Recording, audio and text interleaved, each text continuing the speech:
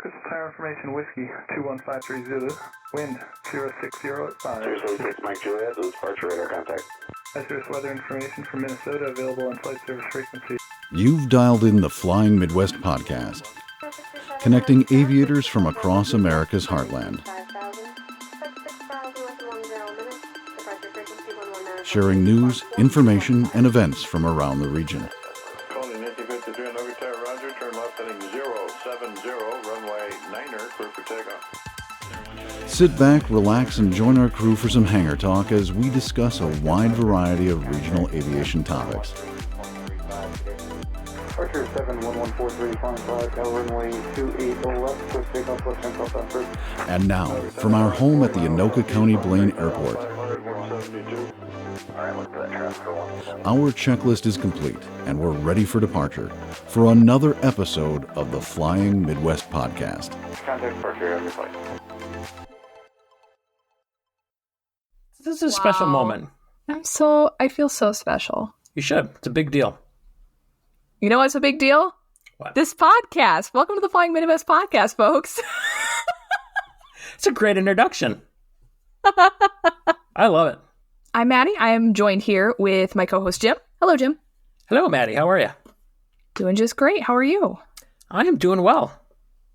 Little chilly up in Minnesota now? I'm freezing up here. I don't know what the temperature is outside. It's probably not even that bad, but I'm a freeze baby, so I'm in my basement studio, wrapped up in a blanket like a burrito. And it is only going to get worse, folks. Winter's coming. Soon the both of us are going to be whining, complaining about the cold constantly. We were just complaining like a month ago about how freaking hot it was at Oshkosh, and now I'm complaining It because was freaking hot at Oshkosh. That was awful. But and now I live in Kansas. But now I'm cold in my basement, and I'm a burrito, so... Hey, you know what? There are worse things to be. So as we jump into this episode, you guys know the last couple episodes we've recorded have been pretty tough. Thank you for everybody who's reached out with your kind words and support and all your messages and love. It's really been appreciated. Yeah, that was certainly a unique set of circumstances. I hope that we don't have to repeat a circumstance like that again, but I think it's really great the amount of people that reached out in support of, you, Maddie, but also the families and friends of the pilots who perished from the last two episodes. So thank you to everyone who did reach out. It is greatly appreciated. So before we get back into the regular swing of things of our episodes, we do have one other announcement we want to make. The interview on this episode that we recorded was back from, I think it was early summer. It is one of the last episodes that we recorded with our co-founder and co-host Trevor. Trevor, for the time being, has stepped away from the podcast. He has had quite a lot of commitments with his military life, with his professional attempts to get to the airlines, and with life in general. He's got just a lot going on. So he certainly was a huge contribution to this podcast. He had a lot to bring to the table, and we will miss having him along on our adventures. But I know that he's working on big things in his future, so we wish him nothing but the best. I mean, heck, what am I supposed to add to that? I don't know. I agree. Truly, I was like, had you just handed that off to me, I would have said almost the same thing. Yeah, we've had a lot of fun times over the last, almost 2 years that we've been doing this, so. Wow. Can you believe that? We committed to something for 2 years. I know, it's crazy. It's pretty impressive. Well, we'll have that interview with Trevor in just a little bit on the Flying Midwest podcast. I don't know what else to say after that. That is this podcast. You were indeed listening to the Flying Midwest podcast. This is not taking off the podcast. This is not pilot to pilot. This is far substandard to both of those. So thanks for coming. So what have you been up to, Maddie? Work. Yeah. So recently, there have been some staffing changes, at my flight school. So a couple of the guys have since gone off to their bigger and better things in the aviation industry, which leaves me and my coworker. And we have some new additions, but I am now one of the seniors, which is terrifying. Blake, if you're listening, yes, I'm crying. You're gonna be fine. I am fine. Things are going fine. That sounds like you're like, it's fine. It's fine. Everything's fine. You're forcing my hand here, Jim. It's going okay. I'm now basically, since we're only 61, I'm sort of non-officially the check airman and my coworker and I are splitting the duties of the assistant chief. So Okay.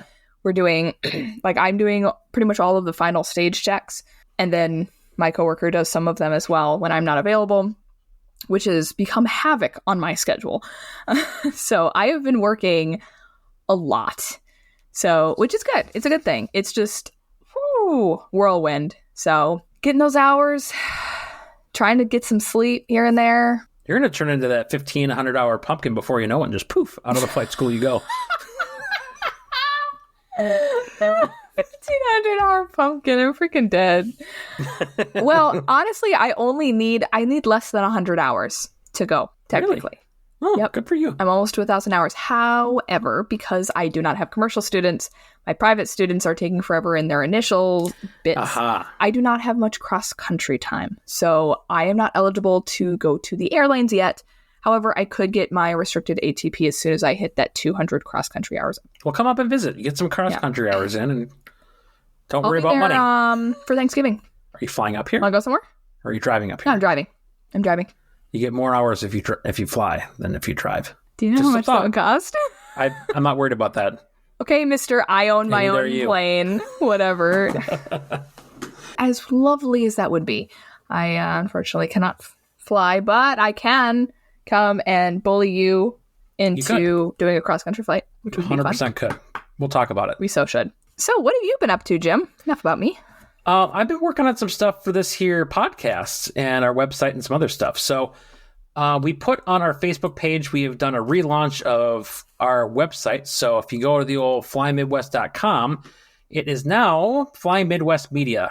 It is a website home of both this podcast and my other podcast, Fly the Transition, which had a short stint at the earlier parts of 2023 with 7 episodes, which leads me to the next thing I'm working on of a relaunch of that podcast starting in January of 2024, unless I can't sit still long enough and I want to push it out sooner and go, I have to get this out to the world. Everyone needs to hear this. In which case it'll come out in December. So, but more than likely, Awesome. I'm looking at a January relaunch. And fun story that we talked about earlier. I put some feelers out in some social media communities looking for possible guests. And I had no idea how big of a hornet's nest that I was about to kick with the amount of responses and replies and Facebook messages that I am still, after a good 24 hours, not caught up on. So, Excellent.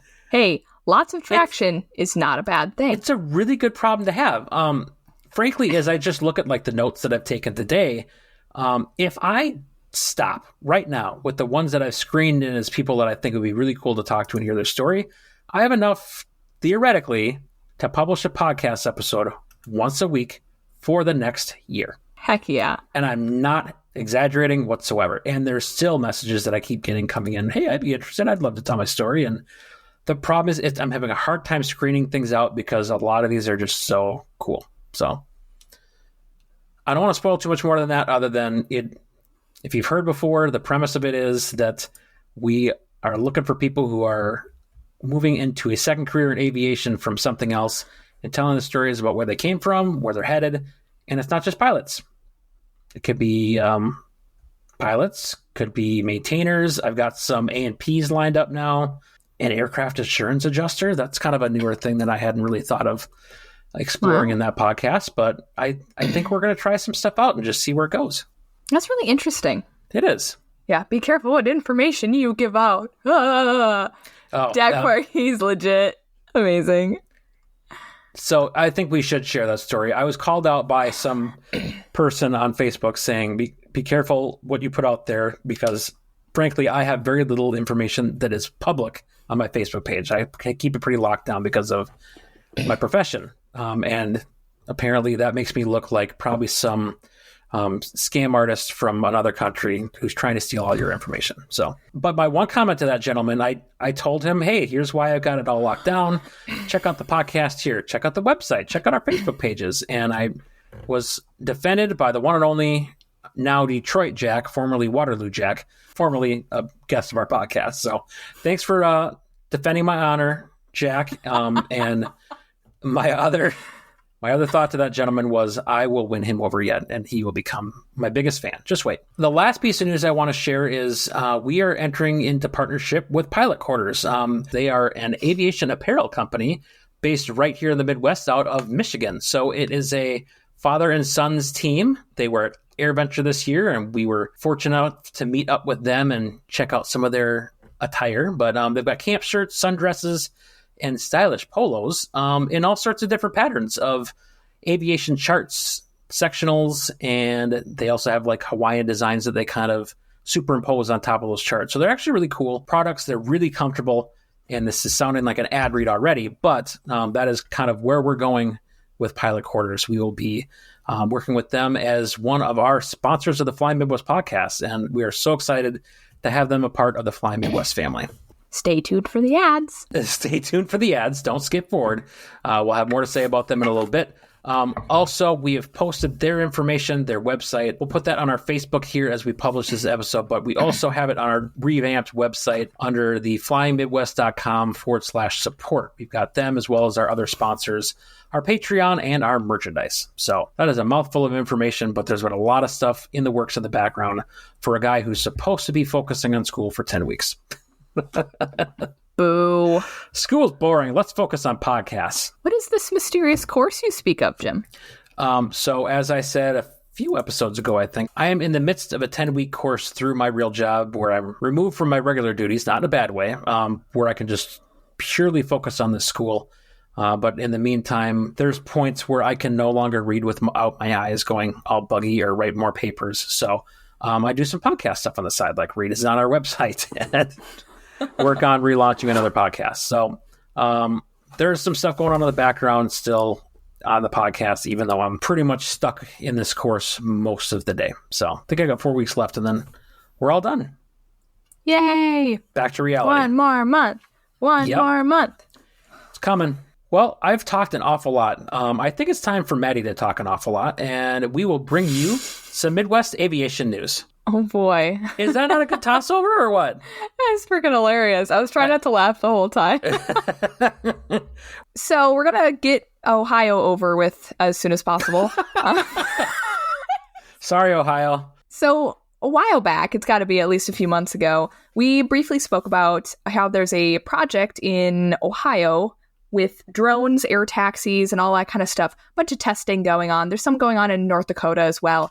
But there was some going on in Cleveland for specific air taxis and drone routes. So lately, there has been an aircraft from NASA that has been cruising around all along, mostly in the Cleveland area. This plane has been puttering around from 500 feet above the ground all the way up to flight level 300, which is pretty darn high. It's been going all around in this area, so I think it's been within some 200 some miles of Cleveland. And it's currently mapping out areas around the city from 500 feet up for things like drone routes and air taxi routes. So a lot of operators are trying to get that national airspace to change around a little bit so that airplanes plus everybody else, like drones and things, can kind of coexist. With airplanes, it obviously makes things very difficult for things that can hover, like drones that aren't manned. It makes it a little bit tougher to navigate around them. So NASA has kind of stepped in a little bit and has been doing some testing there. Obviously, this is a big deal and kind of a little bit of a culture shock for everybody.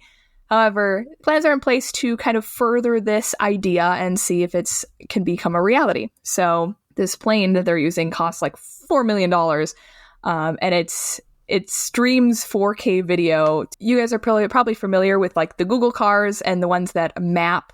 The idea behind using this aircraft is to get real 4K footage to build these routes because they need real visuals for these things to kind of actually build this stuff. So they're trying to stress this technology as much as possible, which is a good thing because we're going to need that.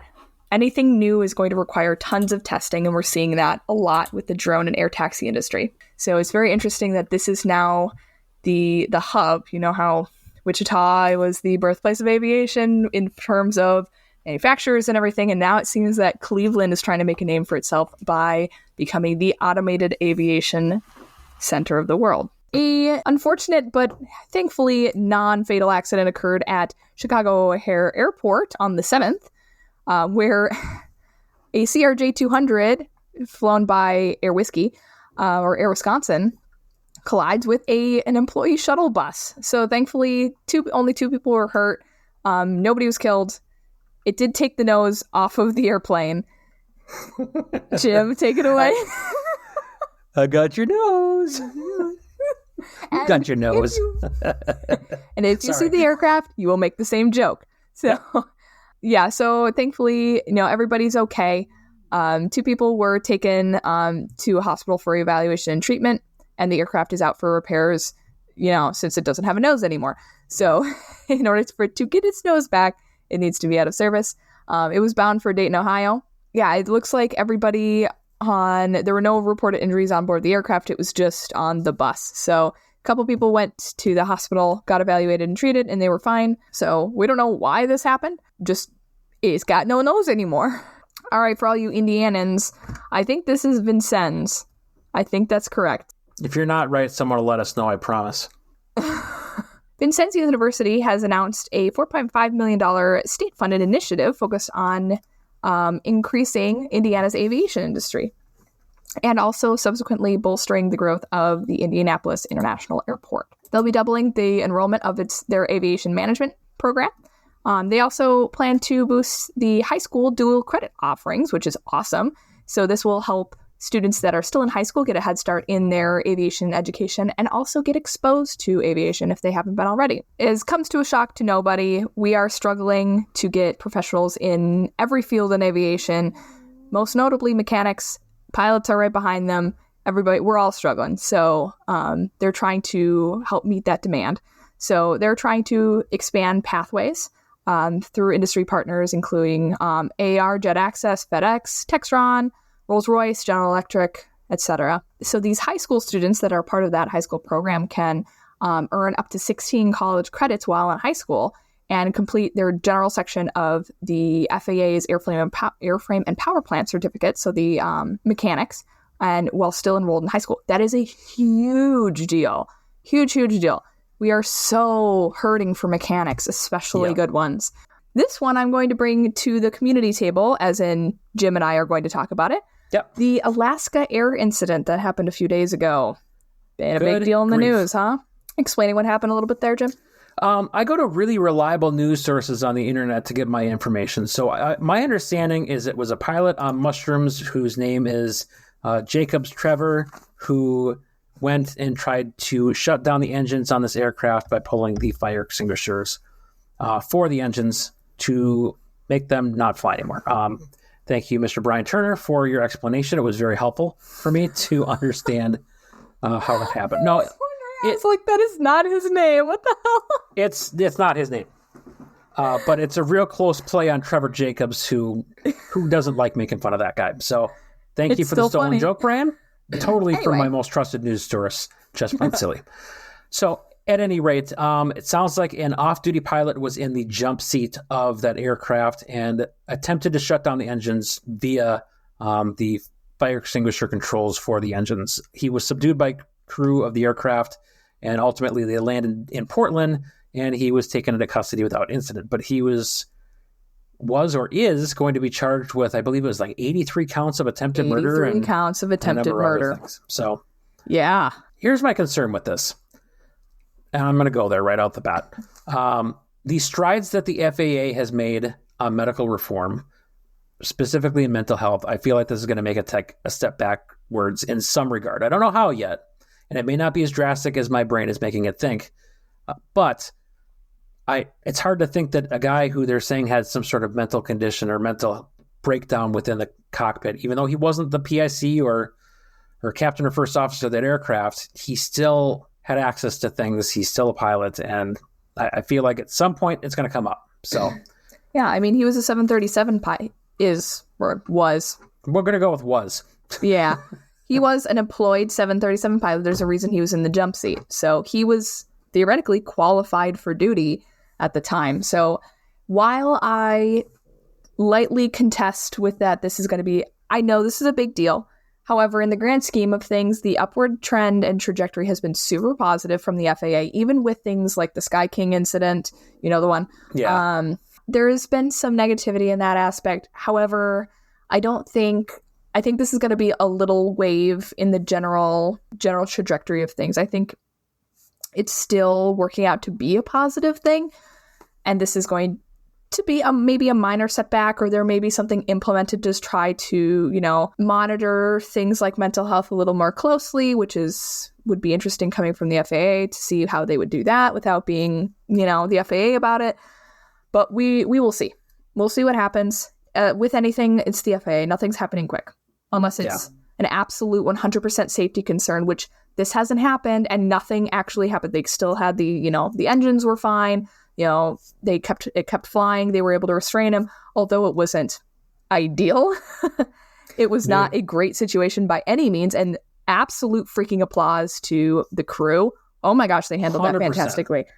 But it's not an ideal situation, so we will see, especially with commercial, like airline pilots, ATP-rated pilots, it'll be interesting to see if there will be anything going forward to like monitor mental health, which will be a double-edged sword. There's a lot of gray in this, so we shall see what the FAA does. But I'm going to give a little bit of hope to the FAA for this one, which is not something I usually do. Usually I'm the negative Nancy. Well, and I think, to be fair, it's still pretty early on for the information that's out and available. There's probably more to this story that we don't know about. But the one thing that I have seen consistently, and you touched on, Maddie, is great job to that flight crew. The folks on the flight deck, as well as the rest of the crew. So as we jump into our interview for this episode, just a quick word about our sponsors of the Flying Midwest podcast. We talked a bit about them earlier, the folks over at Pilot Quarters. You can check out their website, which is pilotquarters.com, for all sorts of aviation apparel, including the camp shirts, sundresses, and stylish polos in your favorite sectional pattern. And best of all, they're a Midwest company, so check out the folks over at Pilot Quarters.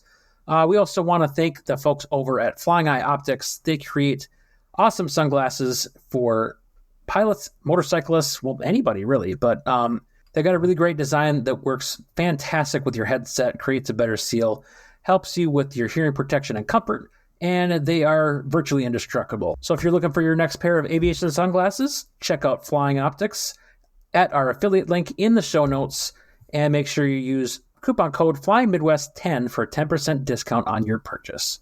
And finally, thanks to the folks over at Lightspeed Aviation. They are known for their renowned ANR headsets with all kinds of safety features built in.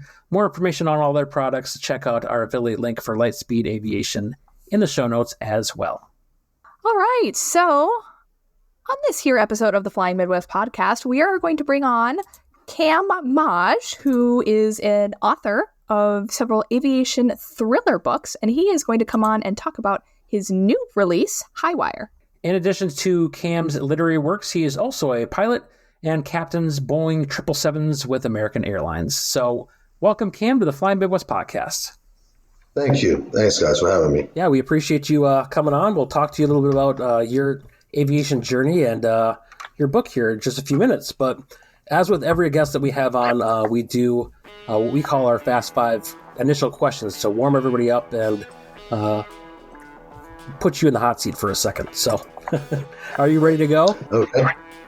Yeah, I'm ready. All right. Question. Hey, Jeff, Yeah. do you want me to take I it? think I So think sure. I can get to the questions. After that, I'm gonna. All right. You guys can go from there. Have Thank fun. you. Question one. Favorite aircraft? 777, hands down. Oh, why is that? It's everybody's favorite. It's Cadillac of the sky. There's no one who's flown a 777 that says anything other than that. Whether you're a Boeing guy or an Airbus guy or a Tupolev guy, for lack of a better thing, if you're into Russian aircraft. It's always a Boeing 777. All right, 777 it is. Next question. Least favorite aviation film? Least What favorite. about the airplane? I was going to say his most favorite, airplane would be right there on the top. That's how we get you. Probably snakes on a plane. That came out, I don't know, 10, 12 years ago, 15 years ago. And it was about an airplane that took off from Hawaii, and would have been really nice if they actually spoke to a single pilot as they were making this film. Why would you do that? It was just so terrible. I mean, beyond the concept, the fact that, a snake comes and eats passengers in the cabin. These guys are taking off from Hawaii and talking to, Los Angeles control tower, which you don't speak to until you're within 3-4 miles of the runway. They're just speaking 3,000 miles away. So it would have been nice if they talked to a couple of aviation people. It's almost like the NATS track system, the North Atlantic track system. You don't talk to anybody. You just do position reports, or you have, cell call or whatever it is, the beeping. Yeah, absolutely. And there's a lot more involved nowadays with, with the various, systems that they've got going on. But you certainly don't talk to LA control tower out of Hawaii. No, you don't.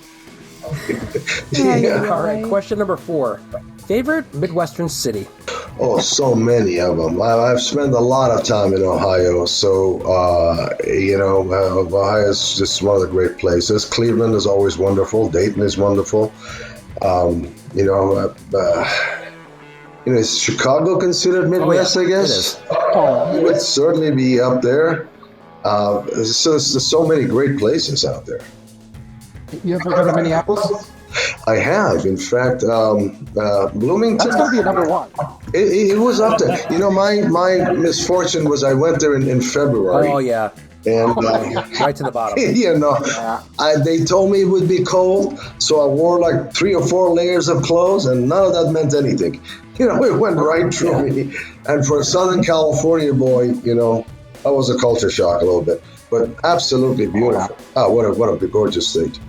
Yep, redeeming qualities. All right, question. Jim, I believe I think you missed question 3. I'm going back to question 3 because I missed question 3. Question number 4. Favorite aviation book that you have not written? Oh gosh, the latest thing is T.J. Newman's Falling. I've just started it. I'm only a few chapters into it, but it's becoming a movie. Clearly, she has done an incredible job. Look forward to reading that. And then she's followed up by another one, Drowning. Both of those seem to be, hitting some high numbers here, so I'm sure they're great. Well, I'll have to add that to my list. All right, final question. If you could meet anyone in aviation, dead or alive, and have a conversation with them, who would it be? Oh, gosh. So many heroes going back so long. I mean, where do you want to start from? I was just in Washington, D.C., had the fortune of going back into the Air and Space Museum that had been closed for years and then reopened just now. And they had the Wright brothers airplanes, the original one, the very first one, and then just, a couple of floors away from that, they had the Spirit of St. Louis, Wright brothers, Lindbergh, a lot of good people out there that be able to, I'd love to just pick their brains, what their thought was, where they thought things are going to go, this moment into it. But further in aviation, of course, we're all fascinated by everything space. Sure. Whether it was Jack Roddenberry, I believe he was a Pan Am pilot, the guy that created all the Star Trek stuff. I'd love to talk to him sometimes, and of course, he's long gone, but, as are all of these people. But, it's, lots of great choices there. Those are some great answers. We appreciate you playing along with that, Cam. And with all that out of the way, I think we'll jump into the meat and bones of this episode. Meat and potatoes? I wanted to say so. Meat and bones. I say meat and potatoes in just about every episode as we transition, and I'm tired of hearing myself say it, so I was trying something new. So, well, that's the meat and potatoes of my contributions to this podcast. Probably. Well, there you go. Yeah, you don't want a cliche, so just add a cliche and change it a little bit. There you go. That's all right. Perfect. So, I'll kick it off if you don't mind, Jim. Have at it. So you've spent 40 years, more than 40 years of your life, 4 decades. Where did that start? I was a TGI Fridays bartender when there was only one TGI Fridays in the whole world. And the very first one in the 1970s in Dallas on Greenville Avenue. A fellow bartender, Morgan Winans, got his pilot's license in mid-70s. And one day he said, hey, do you want to go up for a ride? I mean, the concept was so foreign to me, the fact that you can actually go sit on an airplane and ride, and I did. And he went out just a cold, miserable morning, overcast skies, wind, I mean, the works, a little Cessna 152, and just scared the kaboojies out of me. And 40 minutes later, we're on the ground. I said, this is what I want to do. This is my life. And so I started down that path when I got, started out of Arlington Airport in Texas, a little outfit out there, and used tip money to learn to fly. And took the next, number of years, and I transferred with Fridays to Southern California, Marina del Rey, and I took the rest of my licenses out of what used to be called Torrance Airport. And then I got the rest of my licenses down there and just pursued it that way, the general aviation path. Essentially, for a number of years, I just went around the country and wherever there was a job, whether it was flight instruction or whether it was cargo, carrying checks, parts, people. And as long as the equipment was a little bigger, a little faster, a little bit more jet-like, like everybody else. And then this kind of, went down that path, worked my way into King Airs and Lear jets. And then one day, several airlines called at the same time, and I wanted to hold off for American.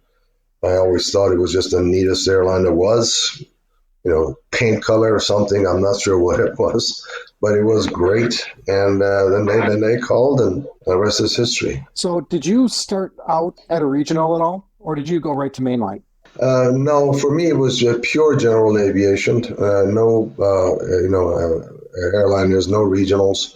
Again, little airplanes, and then just working my way up. So I continued to be a bartender at nights, and I'd fly and teach flying during the days. And a lot of pilots would come on in the late 70s, early 80s. There was a lot of pilots that were on furlough from major airlines, and they were doing non-skid jobs, or they were doing charter work. And they needed a warm body to come sit in the right seat, and I was always volunteering for those, run out there and kind of get to the next level of flying. Of course, an hour in the King Air, was an hour of turboprop time for a kid that's, just getting through the basics of it. So it was a big deal. And, and I did that, and that led to little different jobs and so on. And he always wanted to come back home to Southern California, but jobs were, wherever they were. It wasn't like now, pilot shortage and all that. You didn't hear that stuff. It was just a glut of pilots back then. Cam, how long did it take you to go from your first starting out fledgling flight training to going to you're getting into the captain's chair? I chose to stay in the right seat a long time because I really played the game of seniority. I had several other interests going on at the same time. I was writing books, running a business and some other things. And so I chose to sit in the right seat till I was a very senior captain before I moved to the left seat. Others, I didn't have to do that. I could have just been in the right seat for maybe 7 years, 8 years, and then moved to the left seat. But then I would be the junior guy, doing the all-nighters, going wherever you got to go. That's the beauty of the airlines. There is something for everyone. If you want to be the junior guy and be the first captain, you can be great. There's the opportunities. If you want to go to other bases, again, different equipment. That's one of the beauties of bigger airlines too. I mean, you have options.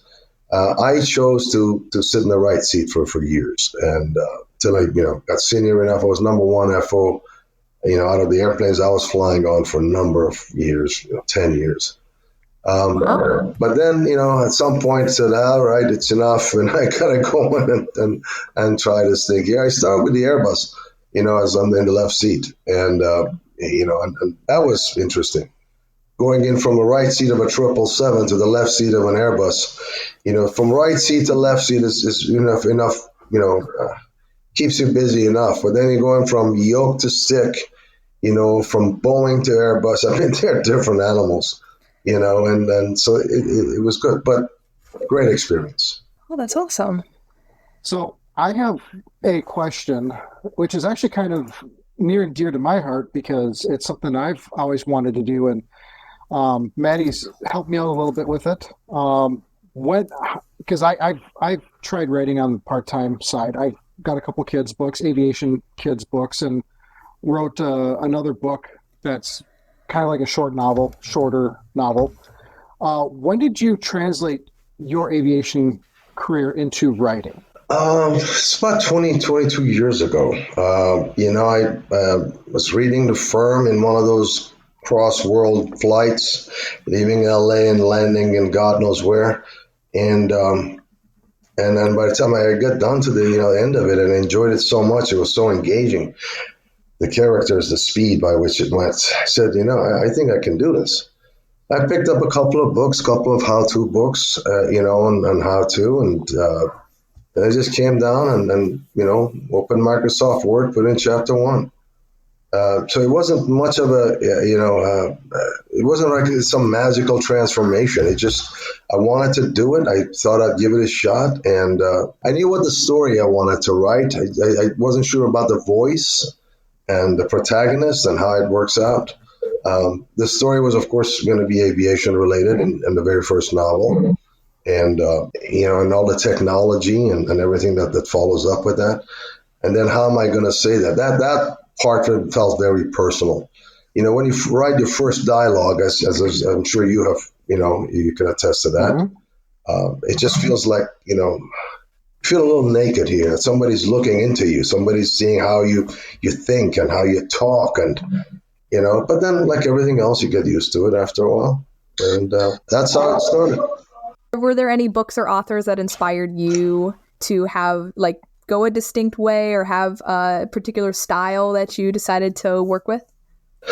I like commercial writing. I don't have the talent for literary writing, and I envy the heck out of those guys. I can't write on Cold Mountain. I can hardly get through reading it, even though it's an amazing thing. It just takes so much work. So just basic commercial writing, airport writing. So John Grisham, Crichton, Stephen King up to a certain point, Dean Koontz, they're all great, but I always say Grisham more than anyone. I could relate to his writing, even though, I'm not an attorney and certainly not from the South, but there was something about, his characters, the way he engaged, the reader, and the visualness by which he wrote, at least the first several books that he wrote. So it was, I thought it was just it was such a fun ride to be a part of. Okay, so can you tell us a little bit about your works thus far? Maybe some in progress? There's several books here. It's the first few were bought. First two were bought by Bantam Dell, now Random House. And I'll start with Highwire. Highwire is a story of technology and kind of human spirit. That's the book that it's now republished. It's coming out in all the formats, and essentially is a part of the automation of aviation and the technology that goes with that. And I wrote about fly-by-wire system, and those of you who are somewhat familiar with fly-by-wire, you understand aircraft were always, the flight controls of an aircraft were always, the traditionally, pulleys and cables. You move something, a wire pulled out, and flight controls moved, and you swam like a fish, except through air. And eventually, all of that switched to fly-by-wire. And the fly-by-wire, for those who are not familiar with it, it's just essentially a series of computers. So even though we still have a yoke, and we pull it and push it and turn it, all we're really doing is typing on a keyboard. Even the feel of the aircraft, even the feel of the yoke itself is artificial. They got a machine down there that makes you feel like you're doing something when all you are doing is typing on a keyboard. And so with the technology is extremely safe. It is amazing. It has backups to the backups, but it is very heavily computer dependent, and even though it's designed not to fail because it monitors each other and there are backups, it's not designed. The fact that they are computers means the information that goes inside is what they abide by. And in my world, they said, what if the information they're getting is wrong? What if somebody puts a virus in here and tells it that you're doing the right thing, it's still a computer. Look at the 737 Maxes, the MCASs, the aircraft thing that it's stalling, so it's going to, it's pushing the nose down, whereas the exact opposite is what's happening. So it doesn't matter what the pilots did, how much they pulled back, the aircraft pushed the nose down, and it was catastrophic reason. So that was sort of the concept. What if a computer thinks it's doing the right thing, whereas it's doing the wrong thing? So once I came up with the story, then it was a question of who's going to tell the story, and in my case, it brought in a female pilot, because this is such a predominantly male, industry. Even today, only 6% of the pilots in the cockpit are female. The other 94 are male, even today. And so he said, from that point of view, what would happen if a woman is in charge? And now, and so the flight begins, the book actually begins flight 394 in the final few minutes of landing in a blizzard condition in the post 9/11 ward at Kennedy. And when the aircraft refuses to respond to the pilot's command, she does the unthinkable. When she's close to the ground, she purposefully crashes the airplane. And the next day, as they're going through the wreckage, everyone is questioning her pilot error and the woman's the competence level. And the fact that she was hired under, when the airline was under threat of a federal discrimination lawsuit, just adds to her agonies. And, with the tagline, she was no Sully, attached to her name, she has to endure humiliation and blame until she uncovers that this was a computer virus. And she is face to face with the madman who created it. And then at that point, she finds out that there was another airplane halfway over the Atlantic that is contaminated with no chance of getting through this. And she has to do the unthinkable, which is essentially sacrifice herself to save those people.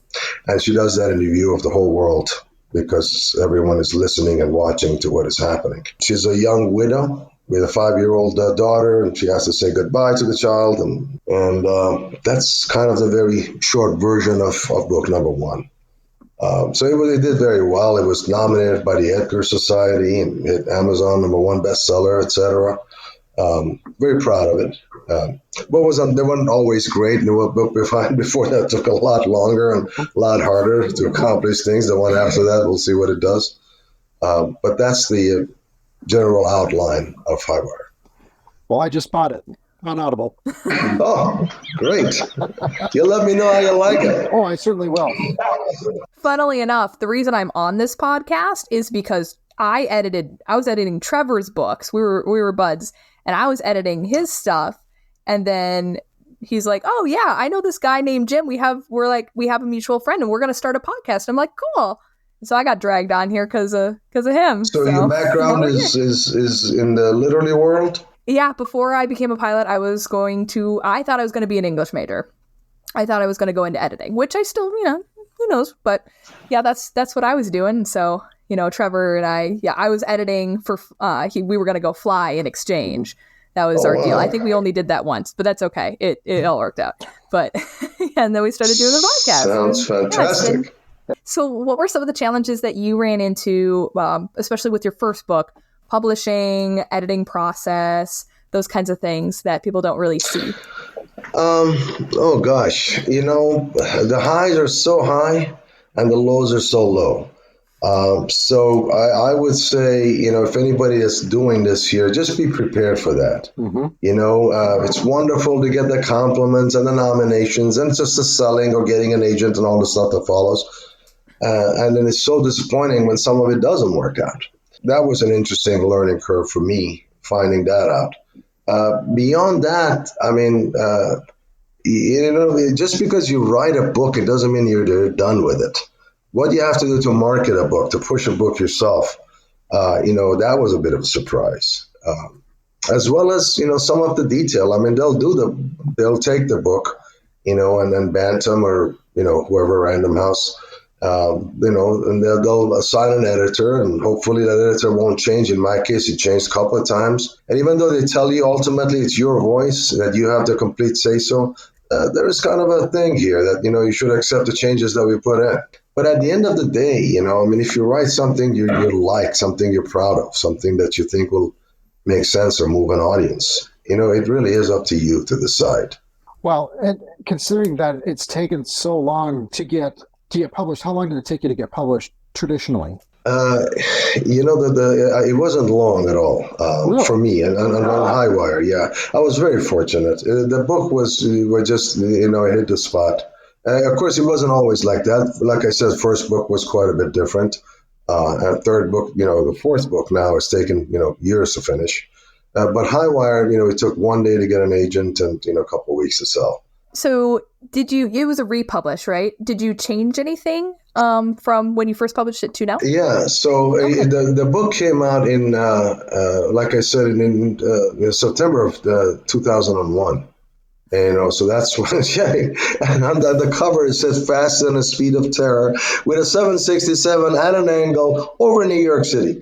So pretty much the only thing that I missed was Muhammad Atta's name.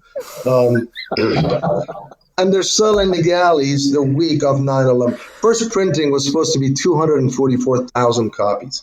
And 2 weeks earlier, 2 weeks later, they were just trying to unload it. What they had to do because it was just what it was. But it still sold, I think, 40,000 copies or something like that. I went to a second printing. And so I reverted the rights back to myself, and then I said, I want to give this another shot. So there's a lot of people interested in it, of course, the readers, and as well as, some people are looking at it in Hollywood. We'll see what happens. Oh, well, I'm glad it's getting a second chance. I'm sorry. Thanks, me too. Oh. The life of a new author is not easy, especially when you give up everything to be a full-time author. Was it kind of challenging for you, or did you kind of have the writing on the back burner a lot of times? How would you manage that? I was not nearly as well disciplined as so many others. After a book and the way Highwire and the following books did, I really should have dedicated more time to it and made that a priority. I did not, but things are changing now, so I'm just going to try all of this a second time. But it is true. You really, if you want to do this, you should do this. I know it's a bit of a cliche that if I can do it, anybody can, but it really is true. I don't have any massive special talents. I just, it was a desire. I visualize things. I like movies, so I just kind of wrote it like I saw it in a movie. And, and a big advantage that I had was the fact that I just didn't know. I didn't know how to do something. So I kind of figured it out, because I think when you know it and you know how to fail and you know how to succeed and how to, follow up, but, it just doesn't, for me, it doesn't work out. And so I would look at something and then I would go, well, that doesn't make quite sense. Maybe, about something like this. And that voice, that uniqueness is what they found interesting. That's what anybody that wants to do it, I think that's what you gotta find. You gotta find your voice, because if you're gonna sound like everybody else, then what is the point? So find your own voice, find something that's unique, and then do it better than I did, for the love of God. Spend 30 minutes a day, 10 minutes a day. And if you can have the time, then an hour a day or 3 hours a day. But you can never say nothing will come out of it, because look at how much it will help you grow. It will help the way you are, the way you think of yourself, the way you write, the way you talk. So it'll never be ineffective. But then again, maybe it'll end up becoming, something. So I'm a big fan of that. If you want to do it, man, jump on it, because truly it's true. If I can do it, anybody can. What do you have in store for the future? Now, you mentioned you've got, remind me, it's 3 books out? One coming? Yeah, right. The very next one, I'm just finalizing, putting the finishing touches on. It's called Silent Voices. It's a story that takes place in Afghanistan 30 days before the U.S. withdrawal in July of 21.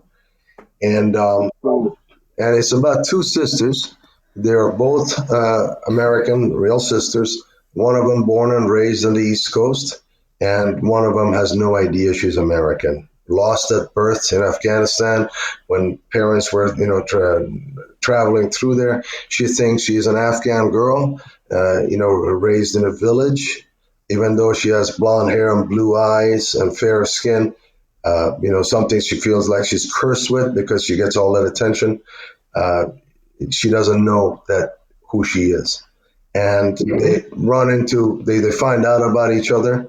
And in the 30 days prior to the American withdrawal, when just the insanity of that whole country is coming to a close and the Taliban taking over, these two have to not only find each other, but save each other, essentially, because the one that's over there knows secrets that cannot come out prior to this withdrawal. And that's the story of Silent Voices. And it kind of began with really a story of all the orphans in Afghanistan, result of 4 decades of war. Promising to be a good book. Very little aviation, really no aviation in it at all. So you have a very strong chord with me on that one, because I've deployed to Afghanistan. I've got some Afghan time. The bombing, I actually had a good friend of mine. He was deployed there during the Afghan withdrawal. So he was there for the bombing at the Abbey Gate. He was actually on the flight line side, so he wasn't part of the whole chaos there. But I also had a lot of my other troops that I taught. They were in Al-Udeid receiving all the refugees, the little kids that had nothing, the mothers. And so I'm going to have you tell me when it comes out. I'm going to be right on there grabbing that, because that strikes a big chord for me.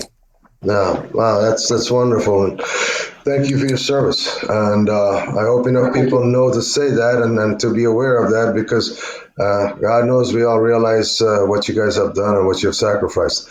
And especially have been there, at that time, during that time, my hats off to your friend and all those who have done what they have done. Sorry, do you have a projected release date for this one? 90 days. Of course, I've been saying that for 3 months also. So, That's okay. Yeah, October, November. It'll be this year for sure. All right. Well, we'll be looking out for it. I'll be on a trip, so I'll be able to read it. That would be lovely. Yes. Are you ready for the big question, Maddie? Oh, I'm always ready for the big question. Are you ready for the big question, Cam?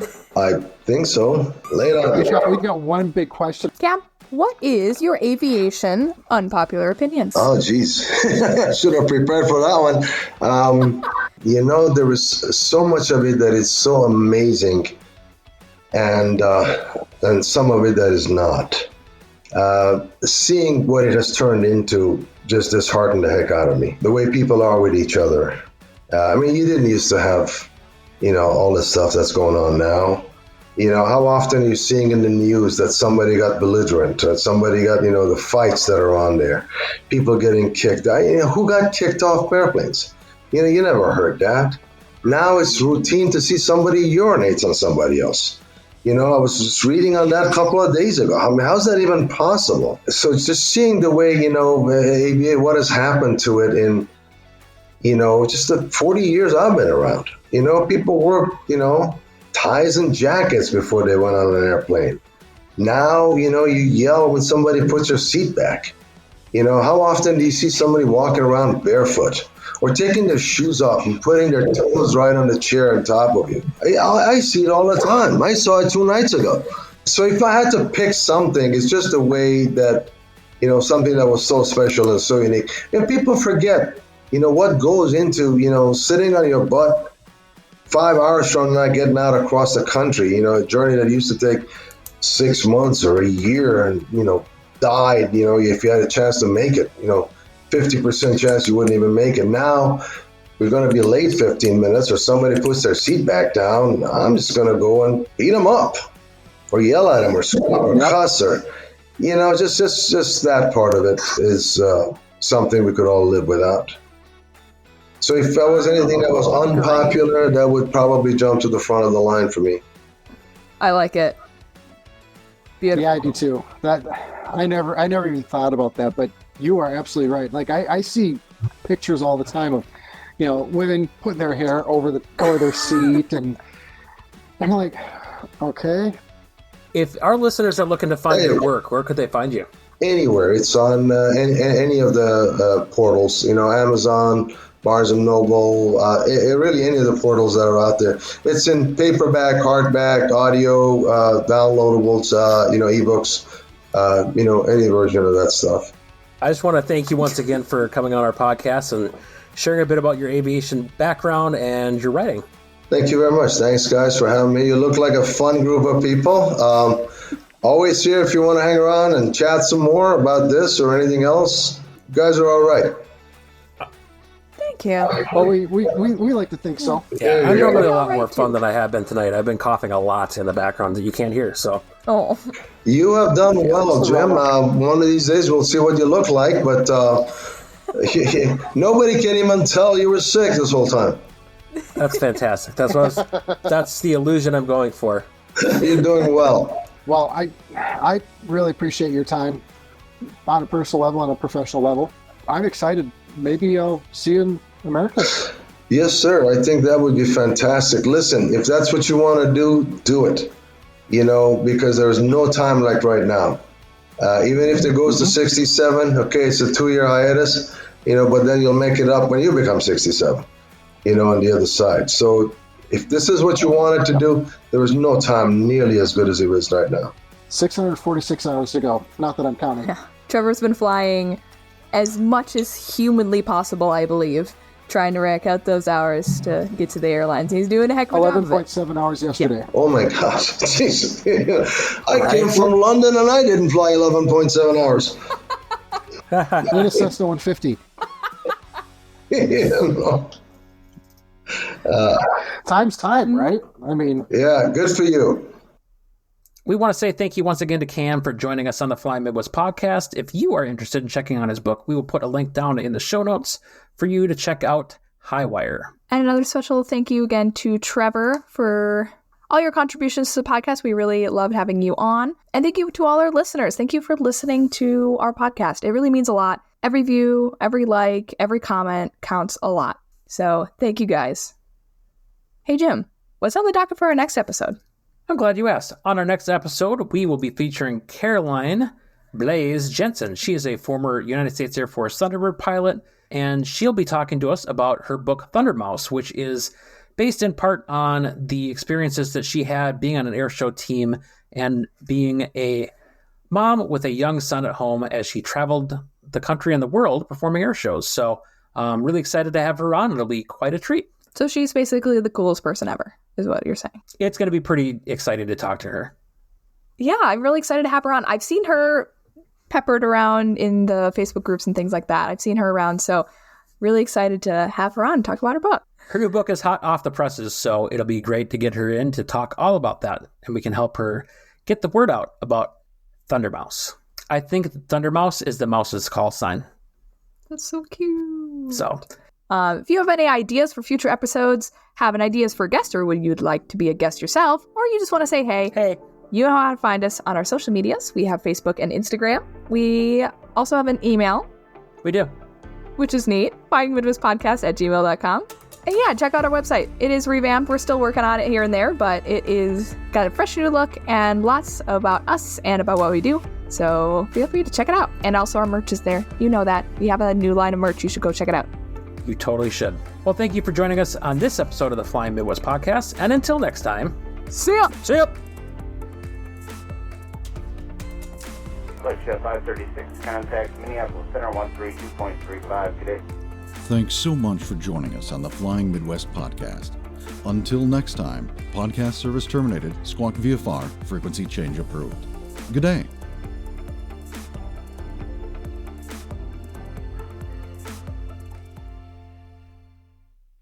Hi, I'm Maddie. I'm one of the co-hosts, and I'm here with my other co-host, Jim. That was dumb. Don't answer that. Don't say anything. Don't answer that. There wasn't a question, Maddie.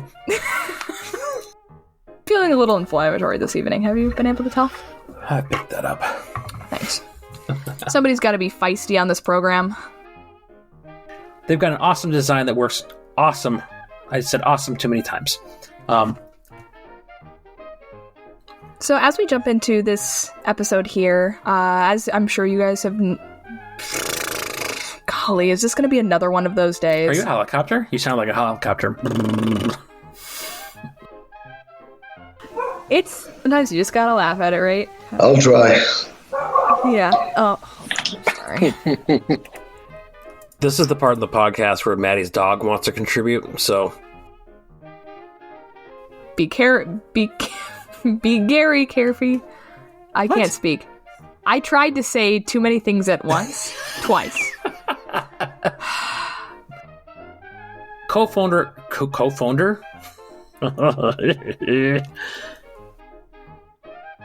Yeah, her More book. books. Her Books, book books, is hot off books. hot off the freshes. Gah. Hot off the threshing floor? Question. Yeah. She'll tell us more all about it. God, Maddie, we need this be done. Yeah. From 500 feet to up to wow. I heard you say automated, and my head immediately said automated weather observation. Weather observation. I can't help it. 2, 7, 5, 3. No, every time I say the word automated, I also say weather observation in my head. It's a pilot thing. It is a pilot thing.